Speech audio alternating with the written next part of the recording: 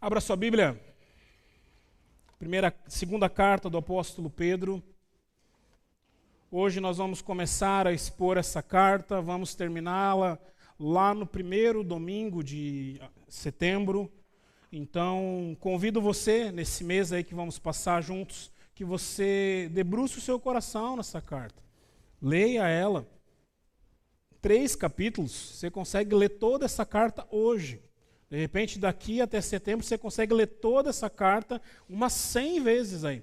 Uma carta especial, e muitas vezes nós gastamos muito tempo expondo os ensinos de Jesus, gastamos muito tempo expondo os ensinos do apóstolo Paulo, e nos esquecemos que houveram outros líderes também na igreja primitiva. Tiago, por exemplo, que escreve a carta, irmão de Jesus, Judas, que escreve a sua carta, irmão de Jesus, o próprio apóstolo João, que também escreve grandes coisas, e nós nos esquecemos que o apóstolo Pedro, ele era o líder da igreja primitiva. Era ele que estava à frente da igreja, e é importante eu e você observarmos também como Deus falava através do apóstolo Pedro. Nós temos uma tendência de colocar o Pedro numa subclasse, como teólogo, porque Pedro sempre deu umas ratas lá no Evangelho, sempre dizia umas coisas fora do comum, e a gente olha para os escritos de Pedro e acha que vai ser assim na carta.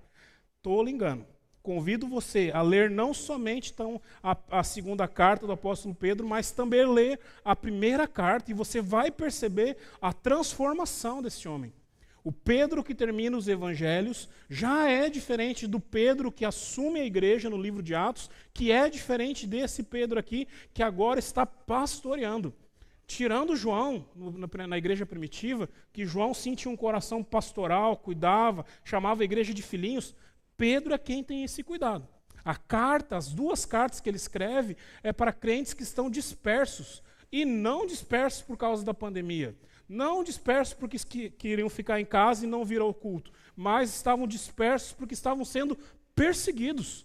E o apóstolo Pedro deixa o pastoreio da sua igreja local e começa então a enviar cartas a esses homens e mulheres que estavam sendo perseguidos por causa do evangelho. Todo mundo abriu aí? Segunda carta do apóstolo Pedro, a partir do verso 1. Simão Pedro, servo e apóstolo de Jesus Cristo, aqueles que mediante a justiça do nosso Deus e Salvador Jesus Cristo receberam conosco uma fé igualmente valiosa. Graça e paz sejam multiplicadas pelo pleno conhecimento de Deus e de Jesus, o nosso Senhor. Seu divino poder nos deu tudo de que necessitamos para uma vida e para a piedade, por meio do pleno conhecimento daquele que nos chamou para a sua própria glória e virtude. Dessa maneira, ele nos deu as suas grandiosas e preciosas promessas, para que por elas vocês se tornassem participantes da natureza divina e fugissem da corrupção que há no mundo, causada pela cobiça. Por isso mesmo, se empenhem para acrescentar à sua fé virtude, à virtude o conhecimento, ao conhecimento o domínio próprio, ao domínio próprio a perseverança a piedade, a piedade a fraternidade e a fraternidade o amor. Porque se essas qualidades existirem e estiverem crescendo em sua vida, elas impedirão que você, no pleno conhecimento do nosso Senhor Jesus Cristo, sejam inoperantes e improdutivos. Todavia, se alguém não as tem, está cego, só vê o que está perto, se esquecendo da purificação dos seus antigos pecados. Portanto, irmãos, se empenhem ainda mais para consolidar o chamado e a eleição de vocês, pois se agirem dessa forma, jamais tropeçarão, e assim vocês estarão ricamente providos quando entrarem no reino eterno do nosso Senhor e Salvador Jesus Cristo. O apóstolo Pedro, ele olha para a igreja que está sendo perseguida e ele percebe uma situação. A igreja que está sendo perseguida, ela começa a deixar os ensinos de Cristo Jesus. E não é à toa, meu irmão. Aqueles homens e mulheres estavam sendo perseguidos, estavam morrendo por causa do evangelho. Eles saíam pelas ruas e ao invés de ver ver os postes iluminarem as cidades, eram os corpos dos seus irmãos que estavam sujos de betume e que eram ateados fogo, para que as pessoas soubessem que o imperador estava perseguindo a igreja. Então aquelas pessoas não estavam deixando a sua fé por qualquer coisa. Elas estavam deixando a sua fé porque elas estavam temendo a sua vida. Se você estuda um pouquinho de biologia, você vai descobrir que esse é o nosso instinto natural. Nós temos um instinto natural pela sobrevivência. Então o apóstolo Pedro, quando ele escreve a carta, ele quer trazer à memória desses homens e mulheres as situações pelas quais eles foram salvos. Lembrar esses homens e mulheres por que eles se chamavam cristãos e o porquê que eles estavam vivendo aquela vida. E que existia algo muito maior, existia algo muito mais fora de ser atingível por eles, que é a graça de Deus pela qual eles precisavam caminhar. Então Pedro está, na verdade, falando sobre propósito de vida. Propósito da vida cristã. Por que que eu e você precisamos ser cristãos? E é interessante que nessa carta, na segunda carta do apóstolo Pedro, ele vai trabalhar dois conceitos teológicos, para você que gosta aí do debate teológico. O primeiro deles, vocação. Ele vai lembrar durante toda a sua carta que eu e você, como cristãos, somos chamados e vocacionados por Deus para trabalharmos em três principais áreas: no mundo, no reino e na família. Eu e você somos chamados por Deus, guardados pelo Espírito Santo e impulsionados pela graça de Deus a servir as pessoas nessas três áreas. Você tem dons, você tem talentos, você tem coisas que Deus colocou na sua vida, adjetivos. Esses adjetivos são colocados na sua vida para que você possa, então, servir as pessoas. E há um outro conceito teológico que ele vai trabalhar também durante toda a carta, chamado eleição. Ele começa lá na primeira carta do apóstolo costume de pregar Paulo, né? Na carta que ele escreve lá, o apóstolo Pedro, capítulo 2, verso 9, quando ele fala assim: vocês são raça eleita, povo santo, sacerdócio real, chamados para proclamar as virtudes de Deus, que tirou vocês do império das trevas e que trouxe vocês para o reino da luz do seu amor. E aí ele começa a lembrar aqueles irmãos: olha, não abram a fé de vocês, não esqueçam o Deus que salvou vocês, porque Ele escolheu vocês desde antes da fundação do mundo. E quando Ele escolheu vocês, Ele já sabia que vocês estariam passando por essa situação. Então eu sei que é difícil, eu sei que vocês estão com medo, eu sei que vocês estão passando por dificuldades, mas não deixe a fé de vocês. Não deixe a fé de vocês.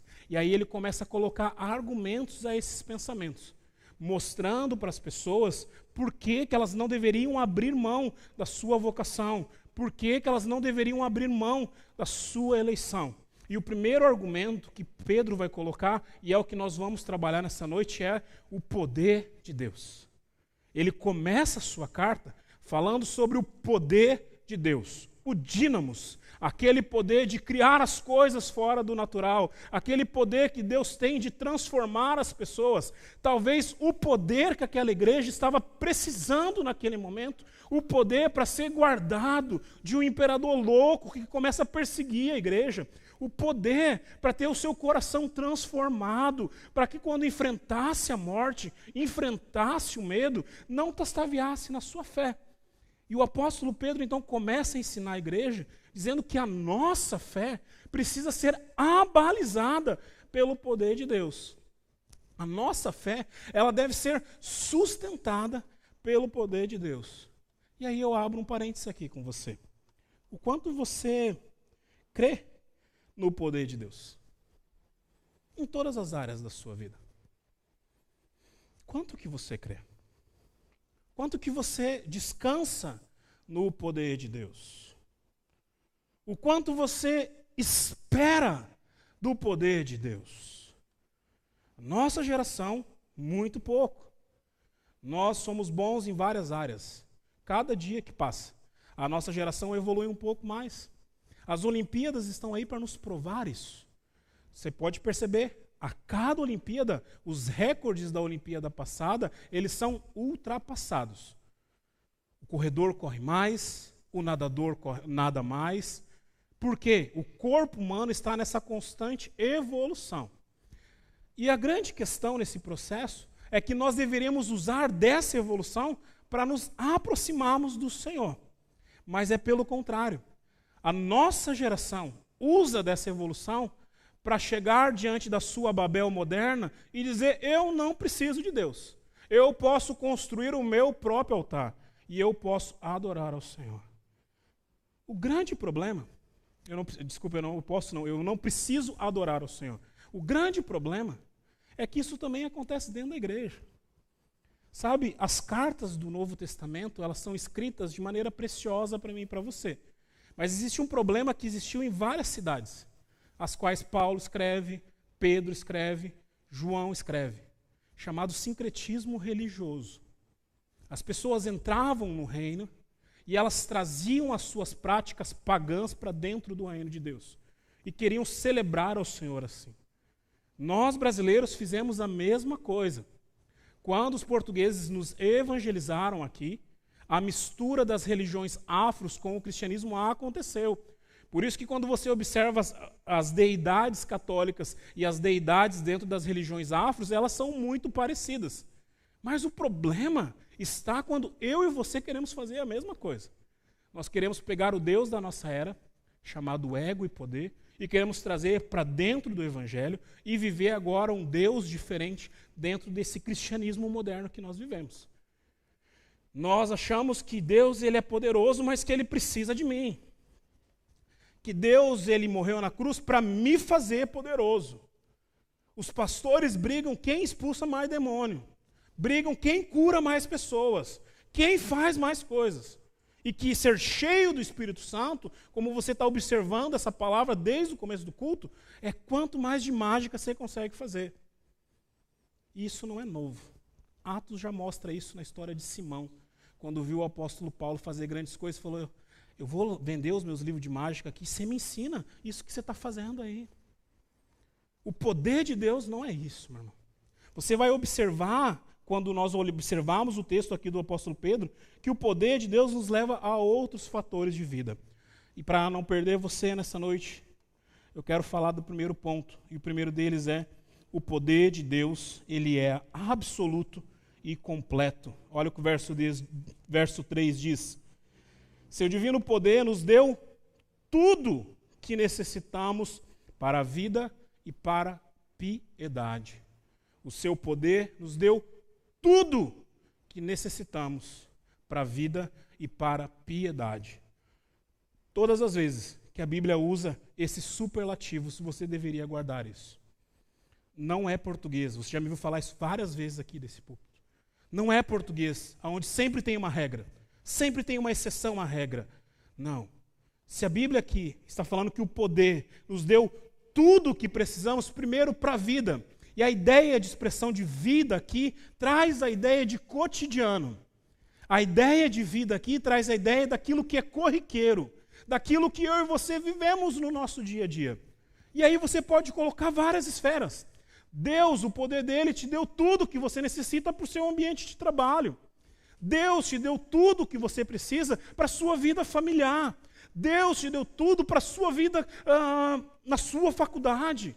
Deus te deu tudo para que você conseguisse passar por essa pandemia. O poder de Deus te deu tudo o que você precisa.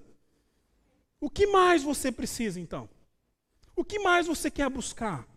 O que mais você quer analisar ou avaliar dentro desse poder? Porque se nós queremos acrescentar esferas nessa situação, é como se nós estivéssemos olhando para Deus e dizendo: Deus, eu acho que o Senhor não observou esse ponto.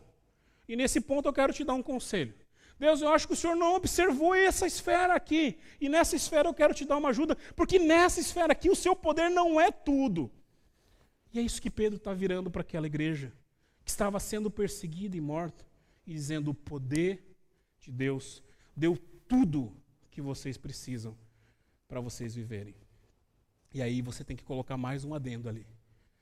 É como se Pedro estivesse dizendo: Deus, o divino poder de Deus nos deu tudo que necessitamos para sermos mortos pelo Evangelho.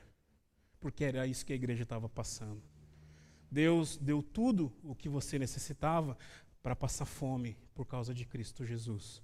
Deus te deu tudo o que você precisava para você ver os seus entes queridos morrerem por causa de Cristo Jesus. E aí nós podemos colocar no nosso dia a dia. Deus te deu tudo para você vencer as batalhas que você passa dentro da sua casa. Deus te deu tudo o que você precisava para vencer as batalhas que você passa dentro do seu local de trabalho. Deus te deu tudo o que você precisava para passar as lutas que você passa no seu cotidiano. Mas nós não queremos esse poder. Porque às vezes esse poder nos leva à morte. Na verdade, ele precisa nos levar. Porque o texto continua falando assim, porque o seu divino poder nos deu tudo para a vida e para a piedade. A expressão piedade aqui poderia ser trocada para religiosidade. Talvez poderia ser trocada para nossa relação com Deus. O poder de Deus ele é absoluto e completo, porque diferente de todas as outras esferas religiosas que o mundo oferece, dentro do cristianismo, não é nós que nos ligamos ao Senhor. A ideia da palavra religião, lá no latim, é eu me religar a Deus. No cristianismo, não. É Deus que oferece a graça a nós. É Deus que oferece o perdão a nós. É Deus que nos ensina como Ele quer ser adorado, como Ele quer ser servido. É Cristo que morre na cruz no meu lugar. É Ele que levanta. Você está pecando e a culpa do pecado é a morte. Você deveria morrer, mas eu vou morrer no seu lugar. E daí você acha, do fundo do seu coração, que o seu louvor pode agradar o coração de Deus. Você acha no fundo do seu coração que a sua oferta ou que o seu dízimo pode fazer Deus mudar o pensamento dele de alguma coisa sobre você. Você acha na profundeza do seu coração que a maneira que você serve no reino dele pode fazer com que Deus olhe para você de maneira diferente. Tudo o que nós fazemos, as ações de graças que nós damos quando nós louvamos, tudo o que nós fazemos nas ações de graças que nós damos quando nós trazemos o nosso dízimo e a nossa oferta na presença do Senhor, tudo o que nós damos ao Senhor quando nós servimos dentro do reino, foi oferecido por Ele a nós. Nós somos somente ferramenta dEle, instrumentos dEle, para a glória dEle. Se não é o poder de Deus dentro da piedade, nós não chegaremos à presença dEle. Por isso, meu irmão, para seguirmos, eu e você precisamos lembrar disso. A única coisa que o Senhor Jesus deseja de você, ao você dobrar o seu joelho, ao você estar numa comunidade cristã, adorando com seus irmãos, é o seu coração quebrantado. Quebrantado. Contrito. Porque o resto Ele já fez. O resto Ele já deu através do seu poder, que é absoluto e é completo. Vamos seguir.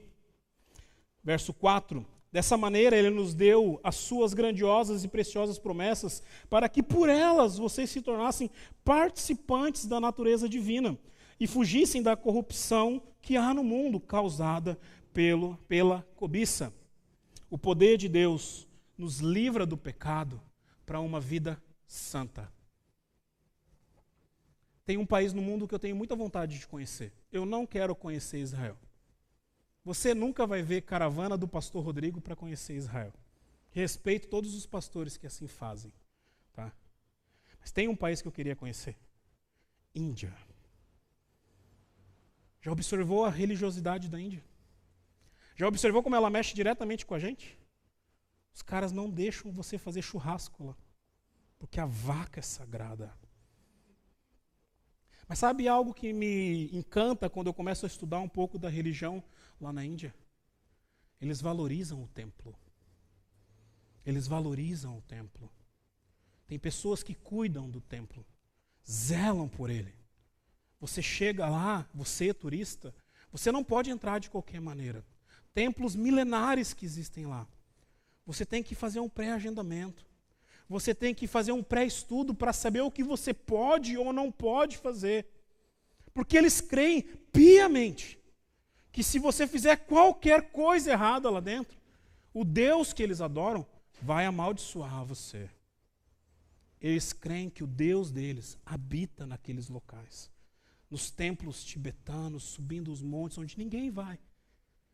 Olha a diferença do que Pedro está dizendo aqui. Ele não está dizendo que o nosso Deus está habitando em templos.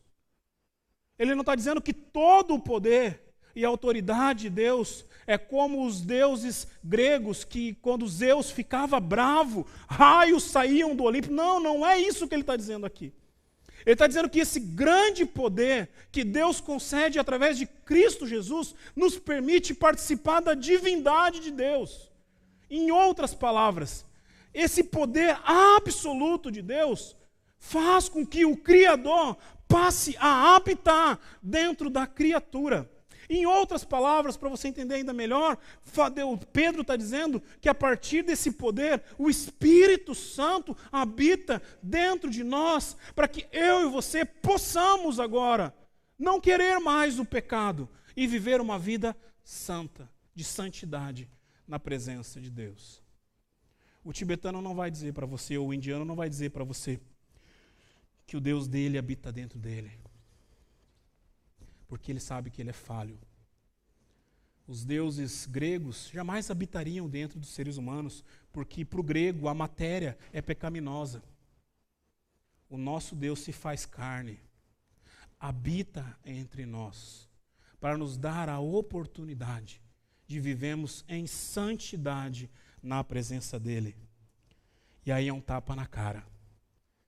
Porque não é nós que fizemos. Já parou para prestar atenção? Você gasta dias fazendo jejum e não é você que está fazendo nada, velho. É o Espírito Santo que está trabalhando dentro do seu coração.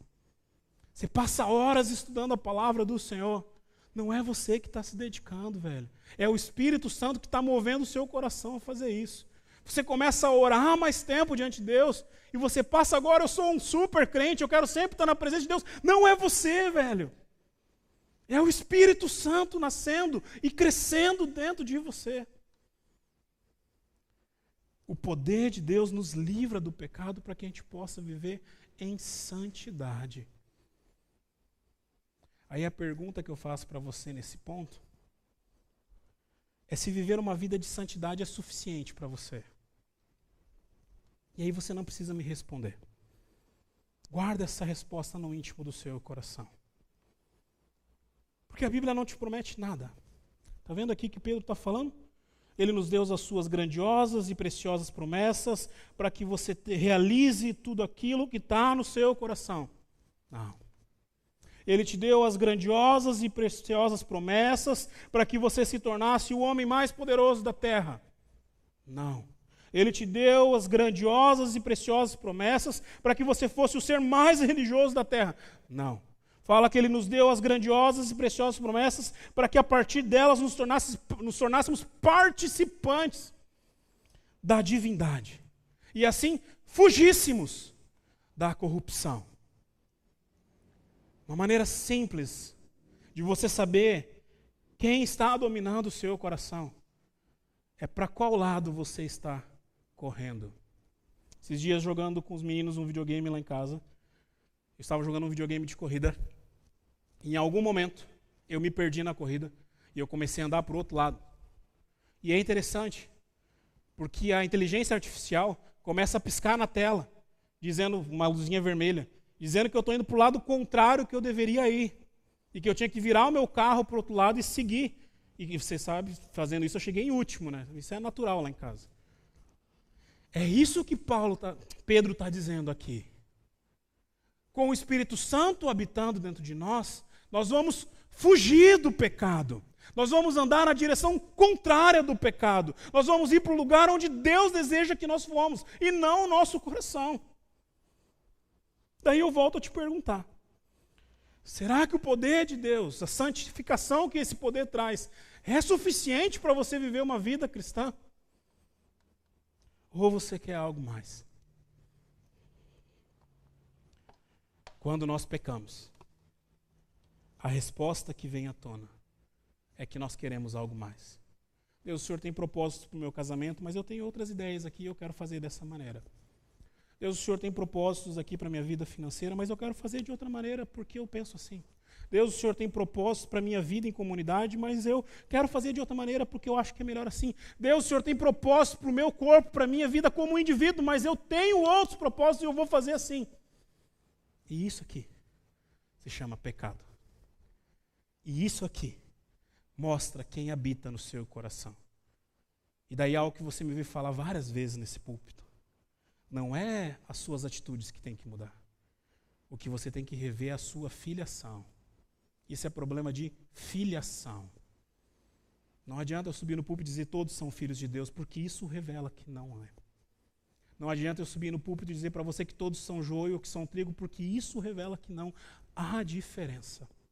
O poder de Deus, ele nos livra do pecado para uma vida de santidade ou de santificação.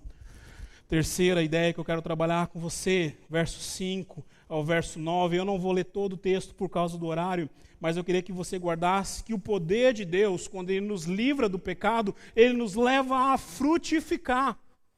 O apóstolo Pedro levanta 8 parâmetros aqui para que eu e você possamos observar como frutificação da habitação do Espírito Santo de Deus em nós. Primeiro delas, fé, verso 5, virtude, verso 5, conhecimento, verso 5, domínio próprio, verso 6, perseverança, verso 6, piedade, fraternidade e amor. Ele fala que quando o Espírito Santo habita em nós, essas áreas começam a transparecer na nossa vida. Quero chamar a sua atenção para algumas delas. Primeiro, a fé. O poder de Deus se revela através da fé.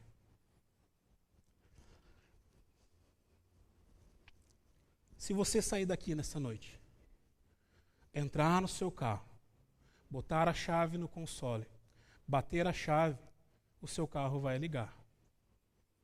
Porque tem gasolina. Alguns pastores, como eu, às vezes esquecem de botar gasolina. E não tem nenhum anjo que põe gasolina pra gente. Não acontece. Mas isso você sabe que vai acontecer. Porque você pode parar o seu carro e abastecer. Você tem um painel luminoso na sua frente dizendo que a sua gasolina vai acabar. Não é esse tipo de crença ou fé que o texto está dizendo. Crença naquilo que você já espera. Você sabe que tem mecanismos para que possam acontecer. O texto aqui está falando de coisas sobrenaturais. Ou uma outra palavra, extraordinárias. Coisas que fogem daquilo que é ordinário. É quando uma mãe que recebe a notícia que o filho vai morrer, e o médico vira para ela e diz, agora você precisa orar porque é só Deus que pode fazer alguma coisa. Aí ela dobra o joelho para orar pela vida do filho. Sabendo que Deus pode contrariar a medicina na hora que Ele quiser. É quando o pai que está trabalhando e chega na sua casa para trazer alimento para os filhos. E na última refeição que ele vai fazer, ele sabe que não tem mais arroz na despensa. Não tem mais feijão na despensa. Não tem como ele conseguir. E ele ora a Deus dizendo, Deus, muito obrigado porque é o Senhor que põe o alimento na minha mesa. Isso é fé. E essa fé só provém da relação que nós temos com Deus. Mas eu fico triste com a nossa geração. Nós banalizamos a fé. Nós achamos que Deus vai fazer o extraordinário toda hora. E aí nós nos acomodamos. É extraordinário. Pode ser que Deus passe pela sua vida, meu irmão, e não realize nem um milagre. Aonde está a base bíblica para isso, pastor? Eu convido você a conhecer o ministério de um homem chamado João Batista. Vai ver o que o João Batista fez. Vai ver o que o João Batista pregou. E eu te pergunto, quantos milagres ele realizou? Mas ele tinha fé. Que na hora que ele precisasse, Deus iria agir. Tanto é que no seu último conflito de fé, quando ele está preso, ele manda os seus discípulos, vai lá falar com aquele cara. Vai ver se aquele cara é o Jesus que eu estava pregando. E Jesus não liberta ele da prisão. Jesus faz isso com Paulo, por que não fez isso com João Batista? Quantas pessoas foram libertas? João Batista morre naquela prisão, mas morre com a sua fé aquecida, porque Jesus diz para ele que os coxos estão andando, que os cegos estão vendo e que o reino de Deus está sendo pregado a toda criatura. Fé. Uma outra ideia que eu queria que você guardasse de Pedro. Virtudes. Pedro fala em 1 Pedro 2,9, vocês, pois, são raça eleita, sacerdócio real, chamados para proclamar as virtudes daquele que vos chamou das trevas para a sua preciosa luz. A expressão virtudes da primeira carta é a mesma expressão que ele coloca agora aqui. É como se ele estivesse dizendo assim, vocês, quando estão vivendo uma relação com o poder de Deus, com o Espírito Santo de Deus, vocês passam a manifestar as virtudes de Deus na vida de vocês. Você pode ser um crente descolado, andar com roupa descolada, curtir coisas descoladas, mas não paralisa o Evangelho. Sabe por quê? Porque as pessoas vão olhar para a sua vida e elas precisam enxergar Cristo Jesus. Durante muito tempo no reino de Deus, achou-se que o poder de Deus estava na roupa que usava. E aí o pessoal entra em crise, porque o pastor da Igreja Presbiteriana de Pelotas não usa terno e gravata toda hora. Estou de all-star hoje, para ficar igual aos meus jovens. Porque não é a roupa que vai manifestar as virtudes de Deus em mim. Porque as virtudes de Deus estão ligadas a como você ama as pessoas. Foi assim que Cristo fez. As virtudes de Deus estão ligadas em como o seu coração está nas obras do reino. As virtudes de Deus estão ligadas a você, como você cuida do próximo. Muito mais do que na roupa que você veste, do que na maneira que você fala. Um dia vieram me chamar a atenção, fazendo catarse no púlpito. Porque eu falava muita gíria no púlpito. Eu nem falo. Às vezes saem uns velhos, algumas coisas. Mas você está entendendo o que eu estou querendo te falar. As virtudes de Deus não estão nas palavras. As virtudes de Deus estão no tempo que você gasta com as pessoas.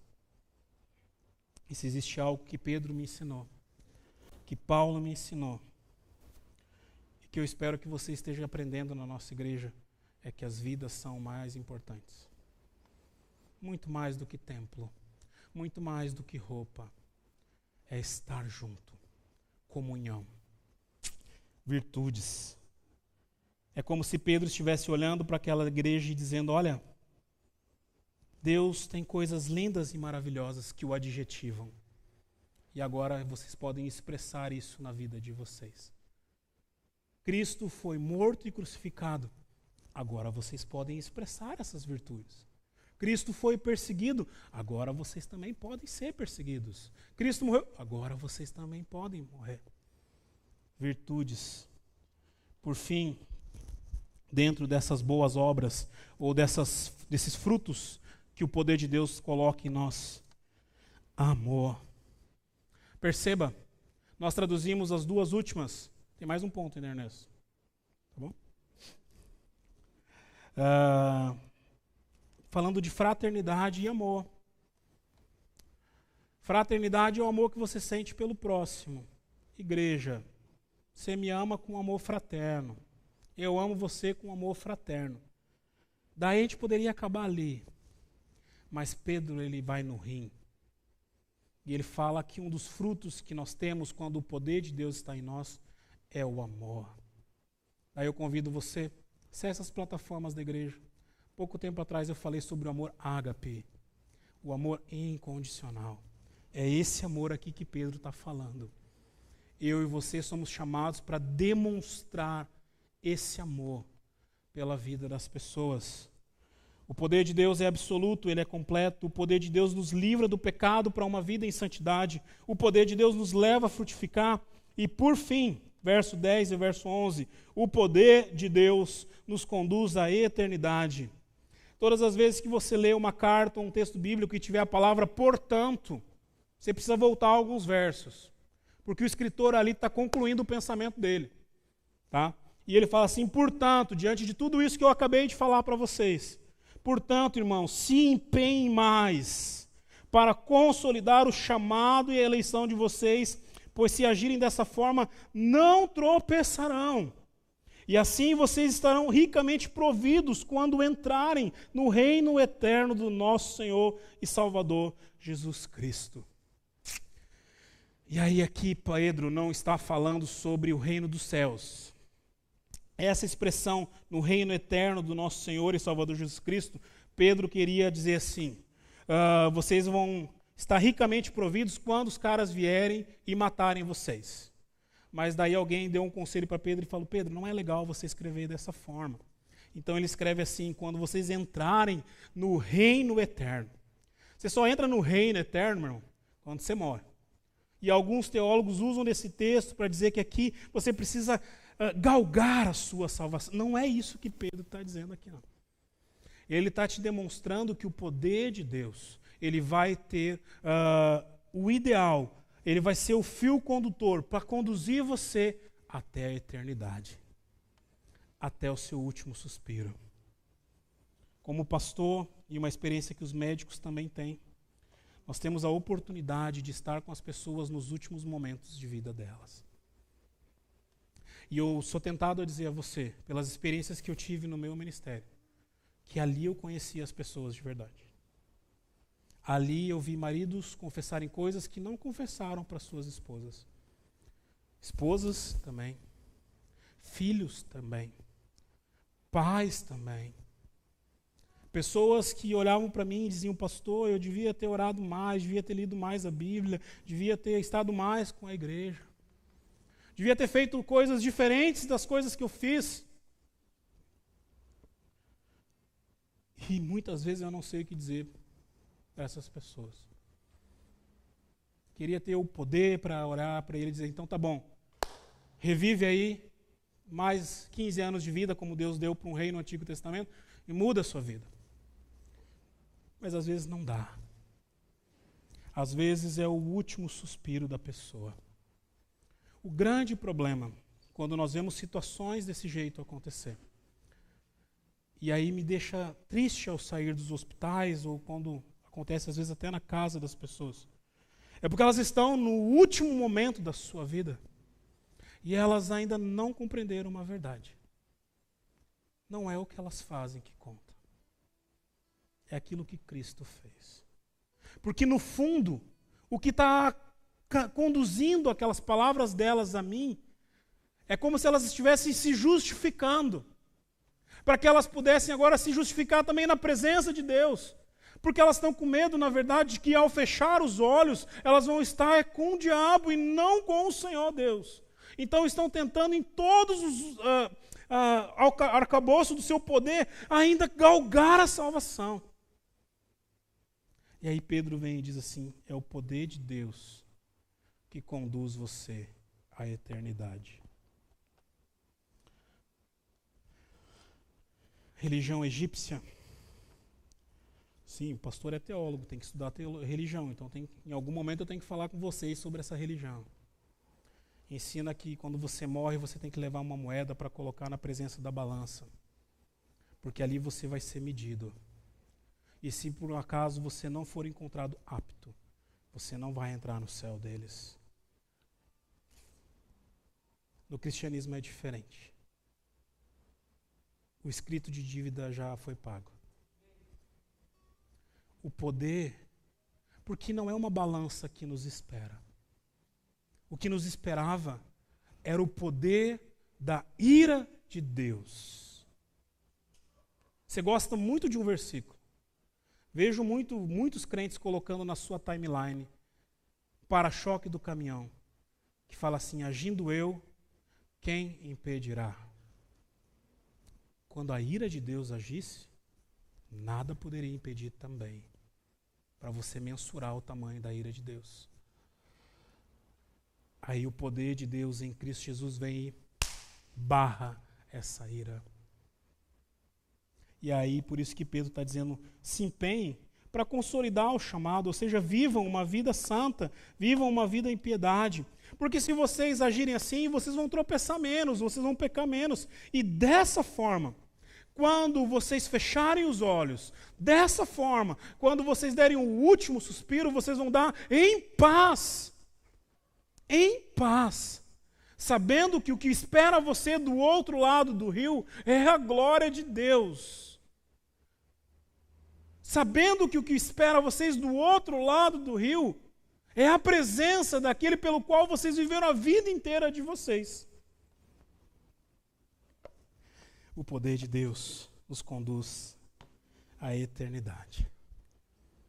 Como fiz em todos os pontos, quero te fazer uma pergunta para você sair daqui nessa noite refletindo sobre ela.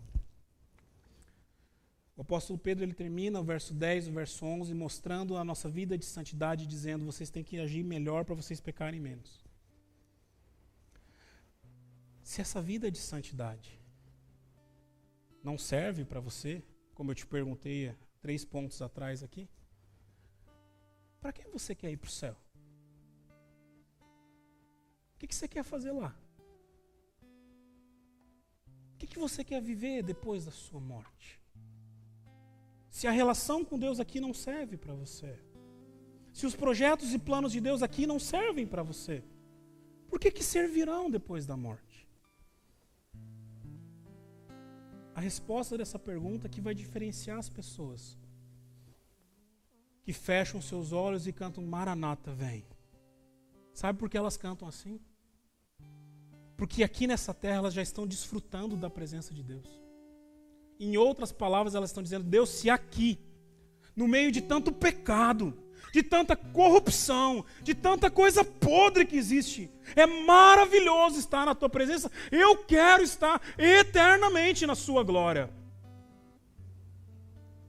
Agora, se orar é chato para você, ler a palavra do Senhor é difícil, estar na igreja é complicado, viver as coisas do reino é complicado,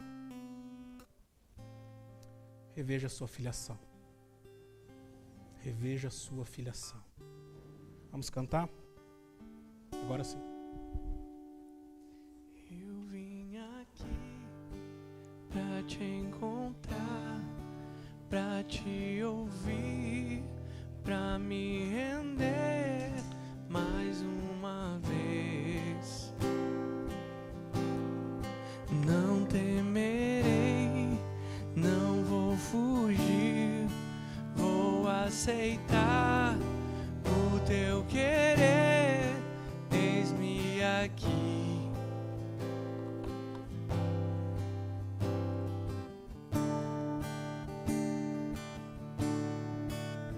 Tua voz aquece o meu coração, devolve a vida, a razão, e me faz cantar, me refaz de novo e mais uma vez, moldando o meu coração ao teu,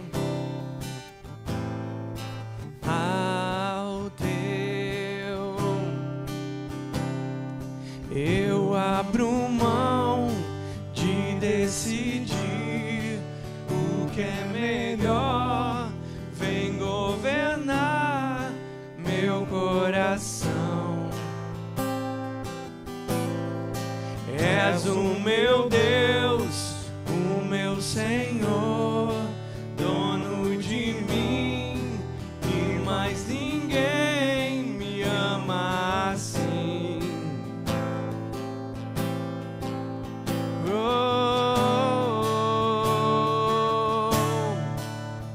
Tua voz aquece o meu coração, devolve a vida, a razão, e me faz cantar, me refaz de novo e mais uma vez, moldando o meu coração ao teu, ao teu.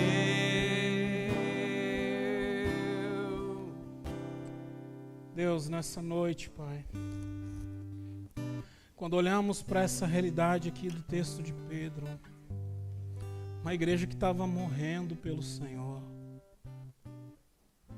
e o apóstolo Pedro se levanta como voz do Senhor para dizer: meu irmão, fica firme, segura as pontas, porque o poder de Deus é maior.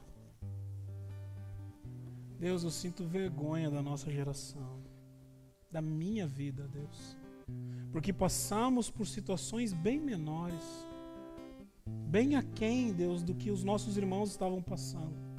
E já duvidamos do Teu poder, duvidamos da Tua ação, queremos desistir, Deus, jogar tudo para o alto. Então perdoa, Deus, a nossa vida, perdoa a nossa falta de fé. E nessa noite, Deus, aqueles que assim, Deus, comigo oram nessa noite, derrama do Teu poder, Deus, a vida deles. Restaura a fé, aquece os seus corações, como acabamos de cantar, pela presença real do Espírito Santo de Deus. Muito obrigado, Deus, porque os céus ainda não se rasgaram. E o Senhor nos dá a oportunidade de mudarmos de vida. Mudarmos, Deus, as nossas ações. Nos guarda em nome de Jesus, Pai. E agora, meus irmãos, que a graça do nosso Senhor e Salvador Jesus Cristo, o amor de Deus, o Pai, e a consolação eterna do Espírito Santo de Deus esteja com você e com a sua família desde o dia de hoje até o dia em que os céus vão se rasgar e Ele vai voltar para buscar a igreja que Ele comprou com o seu sangue. Deus te abençoe em nome de Jesus. Amém. Meu irmão, nós já